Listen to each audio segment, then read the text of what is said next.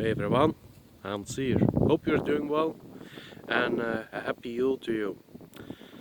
So, today I'm going to talk a little bit about. Actually, I'm going to share Yule gifts like I did last year, a Yule gift video. And I hope that, just like last year, people will find some value in what I have to share. And may it help you into the coming year. You know, there is a thing about making wishes for the next year, working on yourself.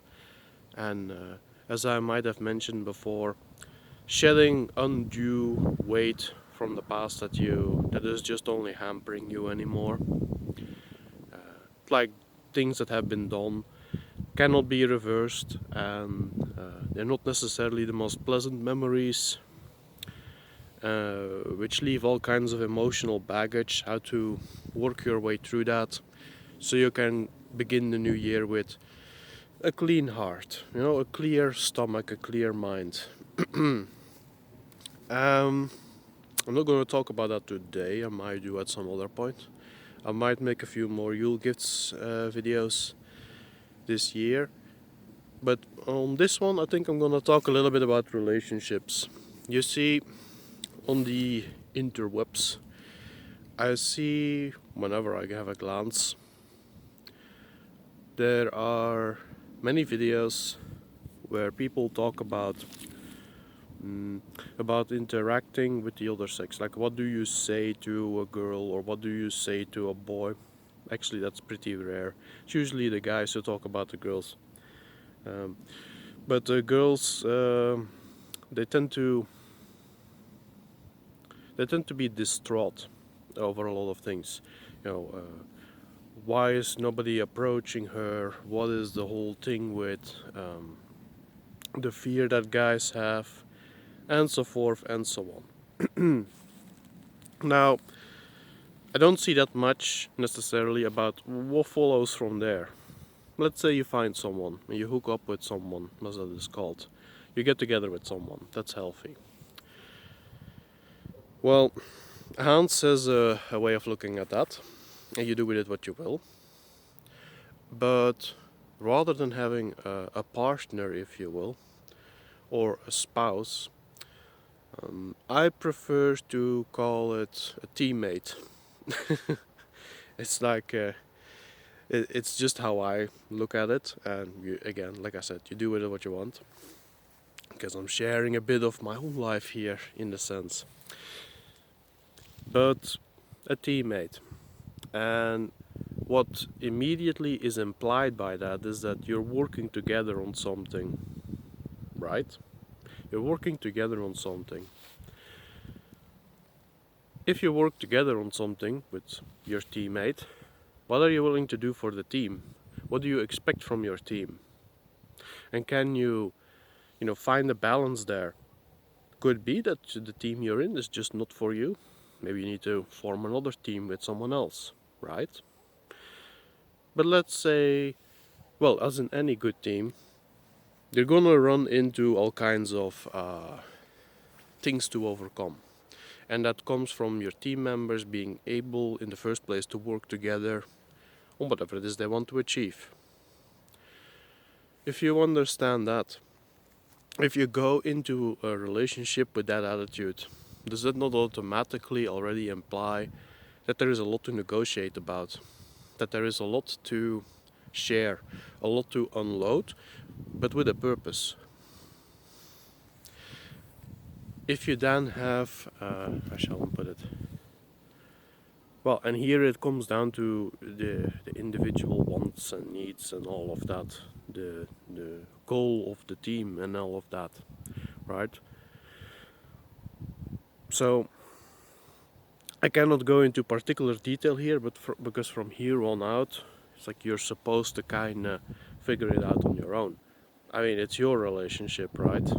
It's not Hans, his relationship plus, you and your teammate or what have you. That's not how it works. So you kind of have to figure it out a little bit on your own.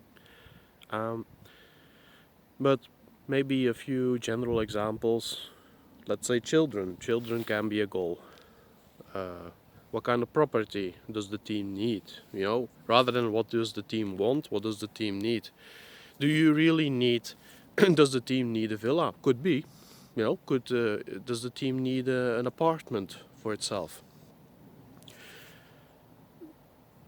This is all possible, but overall, for the vast majority, what does the team need? It needs sustenance. It needs camaraderie. It needs what are some other things? Well, shelter, I suppose. Needs to have a quarters of its own, right? And by the way, when children are being born, the team expands, by the way. Just saying. That's why children are so distraught when the team breaks up. No, children are always hurt the worst by that. And perhaps this helps people see why. And how that hampers with children's abilities to work in teams henceforth in life. Not necessarily understanding what a team is. Bit of an aside, but still important. But coming then back to one of the goals, well, alright, so if you understand that the team needs its sustenance, it needs its headquarters, if you will, it's a bit of a, maybe a bit of an exaggerated term, but you get the idea. It needs a home place and all of that, right? Well, now you can start thinking, okay, so the team needs water, the team needs food. So what kind of grounds does the team need for getting that? Could be that the team goes and lives near a store, or is easily accessible.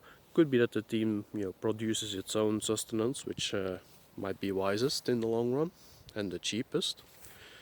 Most work too, but it's all about convenience that you pay for usually with any service or good.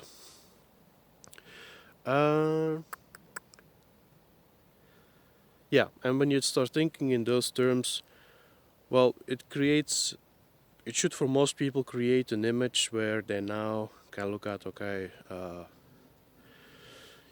for example, for a home base, if you will, or headquarters, are they going to produce their own food? They're gonna need a bit more. They're gonna need a little field, for example, to plant potatoes, have goats, whatever. If otherwise they're gonna live near a store, well, so be it, right? Easy peasy.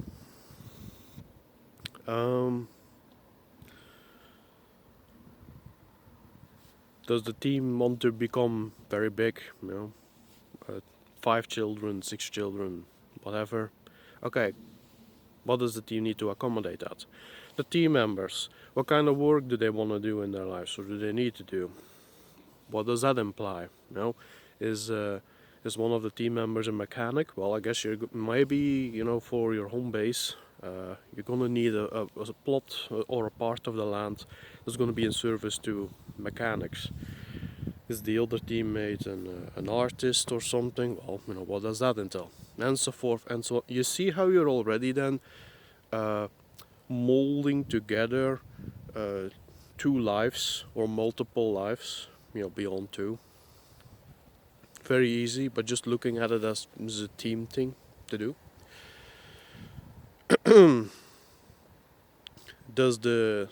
And maybe something like, if enough of these teams come together, what do you have? A tribe, like in the good old days. I think that is, with a bit of modern terminology, how our ancestors might have looked at it, or at least a good lot of them did for a long time. Until they became atomized, if you will. Now, there are some who will say, Hans, but I see what you're doing, you're hiding collectivism in there, isn't it? Well, it's healthy, isn't it? So what's the problem? And again, actually it respects the individual too. But then again, it's about negotiating right. Knowing what you want and knowing what you need.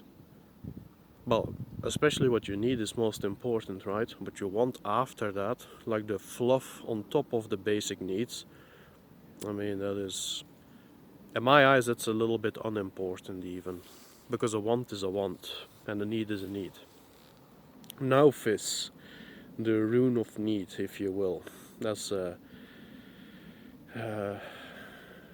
yeah, there is no rune of want, there is a rune of need.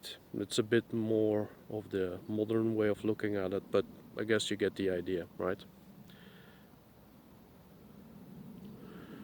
Yeah, so in that sense, looking at it as a team, once you have someone to be with, it seems important to me how to look at relationships and work together with, the one that you want to be with. And you might say, well, what about friends that come along? What about other teams? Are they now competition? Well, it can be, it can be. Like uh, neighbors that are quarreling or something like that, sure, you're gonna have that. And that's separate teams competing, but usually it's over all kinds of nonsense, honestly. Or your 3 drops leaves on my yard and that sort of thing. Which is again born from a lot of frustration and people that, well, not gonna go too much into that. That's not really a Yulegift. It's but like I said, if you have plenty such teams and they are functional and they work together, they know how to work together, they can look outwards and work with those other teams around them, right? You might have habits and what have you that don't really work together very well, but overall, I would say it might make for a more functional society if the family, if you will, is healthy and wholesome. Well, it might actually make sense that that family wants that more extensively. That's usually how cultures are born, right? And well, it has to be said, having people of your own blood lineage near you are going to be a big help in that. And that's just what it is. It's just how it is. Can there be dysfunction there? Sure, but then again, that comes to people not really knowing what they're doing necessarily, or all kinds of baggage they pull with them. But again, that's a bit extensive. For yourself, if you're looking for someone, or you don't really know what to do henceforth, you're a bit insecure about that, which is okay. If you've never been taught and nobody ever tells you any decent advice, where are you gonna get it? Well, with Hanz, of course. But yeah, I guess, yeah, and I guess this also comes with a big implication that you know what you're all about. You need to know yourself, and you need to love yourself. I've said it before. So knowing yourself, yeah, I think knowing yourself comes before loving yourself. That's usually a process you go through.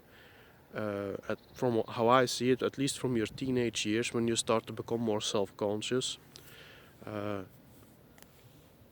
up until you've really rooted into who you are, which can, for some, even be late 20s, early 30s.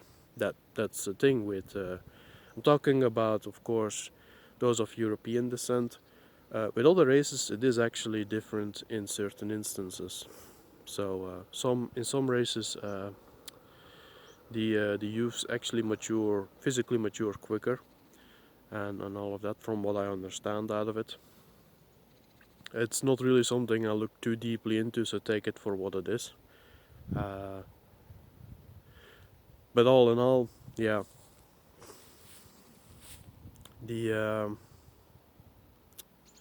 the knowing of self is a long-winded process. It takes years, and that's something that people have to accept, because that's nature. Nature, at the end of the day, is the truth.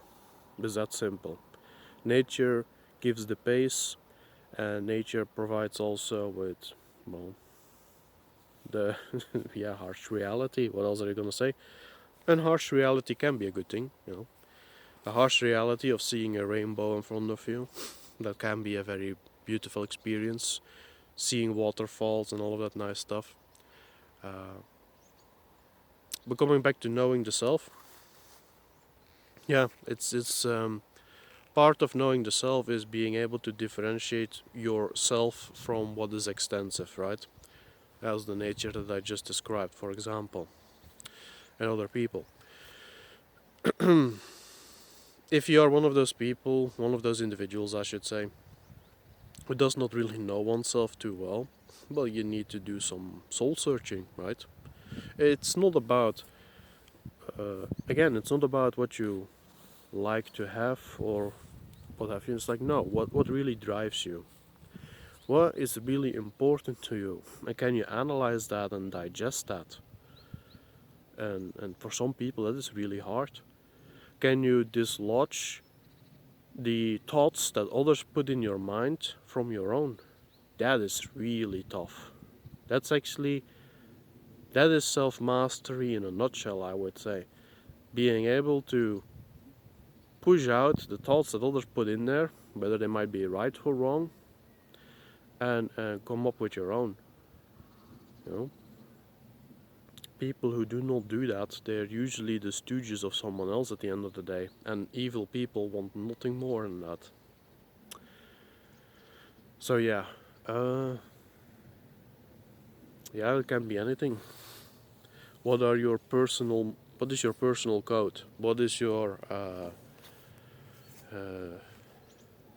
where lie your skill sets? You know, what are you physically capable of and incapable of? What are your mind? You know, it's not about being smart or stupid. That is actually kind of a false dichotomy. No, it's like people are good at different things. Why is that? Because they can be of service to one another and be well. You can be of service individually, but man is a group creature, if you will, in many ways, a tribal creature, and that is fine.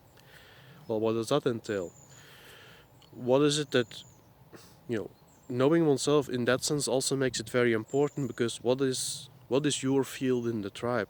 You know, what are you supposed to be good at that you can, help the team with? Here we go again. We'll come back to the initial point. Your partner, if you will, your teammate, and that helps you understand the value you bring. Let's say you're an excellent communicator. I'm just throwing something at it, right? You're an excellent logical communicator, and you can see through emotional arguments very quickly. So let's say that if your tribe is particularly full of people who do not really have that capacity to your extent, you have some insights to provide. Let's say you're simply the best plumber, or what have you, or plumbing is really your thing. The other tribe, yeah, there are other people who can do plumbing, but you just have that particular, talent for it, that plus experience. You can lay out for others. You can do it this way, you can wrench it that way, blah blah blah blah. And now the tribe has better plumbing for it. Simple examples, I know, but what is that within you? And knowing yourself is also about the forest spirits are going mad. What is also important is to recognize within yourself what you dislike and to accept that. Just a moment. What are you doing? Pardon me, it's like some very upset bird. Maybe it's too chilly for its taste. Where was I? Okay, I think so. We just went on about knowing yourself, the negative parts, or well, negative. What you personally dislike about yourself is.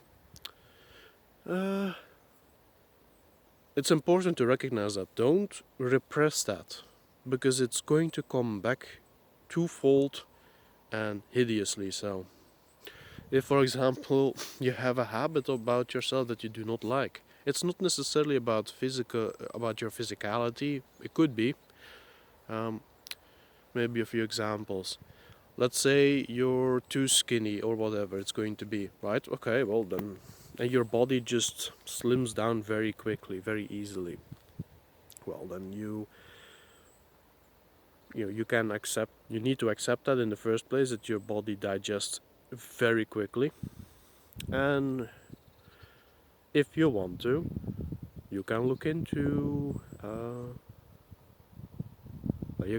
means to maybe slow down that process, or maybe you can look into uh, you know, maybe there are certain foodstuffs that will balance it out a bit so you're not as skinny anymore. Whatever it's going to be. For those people who say that they think they are stupid because people, they're the adults around them miserably told them that or what have you, or in school, like they always failed at the one thing and blah blah blah. If you are, for example, excellent with math and you're terrible with language of any kind, well, what do you know then? That you're stupid? No, you know that you have a talent for maths. You need, and again, maybe there is a need that you recognize there too. Uh,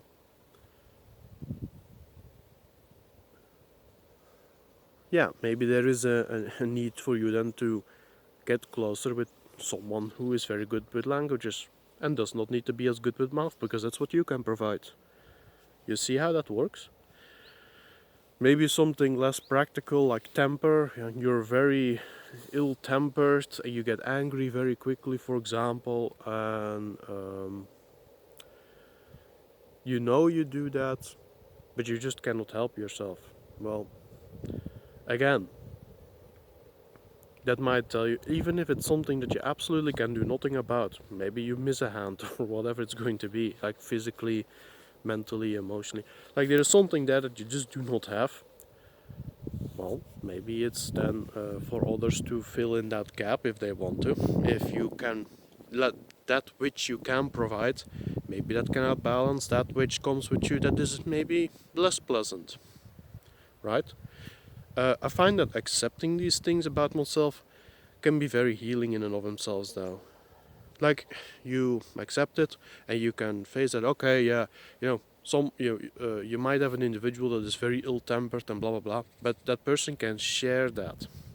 Nothing is as frustrating, I find, than someone who has a bad habit, or even a good habit, whatever it's going to be, but they do not acknowledge it, or they take it for granted, or they just deny that it's there.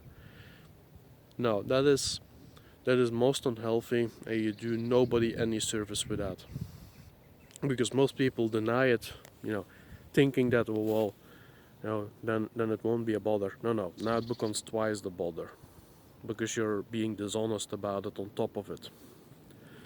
And you look for that in yourself, and with what you can do, with what you're good at, and you can always improve. Like I've said it so many times, every day you can be a little smarter, a little bit more cunning, a little bit stronger, a little bit more flexible. Anything you want, you can always improve yourself, right? But accepting yourself as your basic self, it begins there. And after a while, you'll find reasons that, you'll gain confidence in what you're good at. You might even gain confidence in what you're not so good at. And even what is negative can have purposes for you. Someone who is ill-tempered, in general life, when things are going good, it might not be the greatest trait to have, but if there is a certain conflict that rises, well, someone who is ill-tempered is gonna stand his or her ground, right? So you need to see the good in that as well, the good you can get out of it. Good people do good with what the things they have, evil people do evil with what the things they have, right? And I would argue it's always best to strive to be good, and beyond good and evil is the true mastery. But yeah, and understanding yourself in that sense, you'll gain a confidence out of that. You do not need to be 6 foot and 250 pounds of muscle or what have you necessarily. For some that helps if that's where their talents lie. But I'm saying, being able to have confidence in your abilities, and be confident on the level of that where you're bad, bad, where you're not as skillful, where you're not as talented or lack experience, you can even find a certain confidence in that, because you know then where your place is in the world, so to say, or in your immediate circle, whatever it's going to be. That helps, that gives insight, and then you can love yourself. That is usually the process, I think, that a lot of adolescents miss these days, and they remain infantile until their dying day. In some cases it's horrific. But don't you believe that they love themselves? Oh no. But you can perhaps be, if this is something you needed to hear, this is work that you can do. I definitely recommend that you work on yourself before you try to get involved with others. And I think as a consequence you'll have a happier life. Now the machine is about to give out, so I cannot continue more on this. But yeah. So as far as that goes, and coming back full circle, when you recognize yourself for what you're capable or and incapable of, or not as much, or a little bit more, and you can find the confidence out of that for yourself. Eventually you can love yourself for who you are. Now you're ready to love someone else too. And then you come back to the initial point of, well, how do you negotiate, what you're good at, what you're not so good at, with someone you want to be with. And that person should be able to do the exact same thing. And, well, it's not gonna be perfect, because nothing is, but I think it will be a big damn help compared to what we see more casually today in wider society. And with that said, I think that's going to be my Yulegift for now. I will leave in the comment section box thingy below some information on the publisher I'm working with and my book that's gonna come out, Thunraz the Thulian. Because what can I say? I'm counting on everyone to help me overcome this damn glitch banning and what have you. It needs to be from a man-to-man information spread, kind of like in the good old days, these not the tollmen, the bellmen that ran from village to warn the others that something ill or something good was coming. And the book is definitely something good, even though I say it myself. Yeah. And with that said, I'm gonna leave it there. There might be more Yulegifts coming.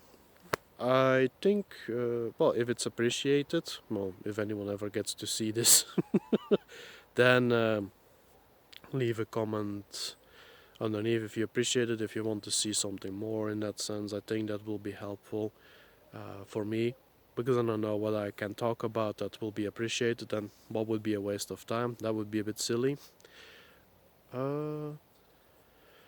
And is that everything? I think it is. So with that said, you all have a good one, enjoy your Yule, and talk to you soon. Bye bye.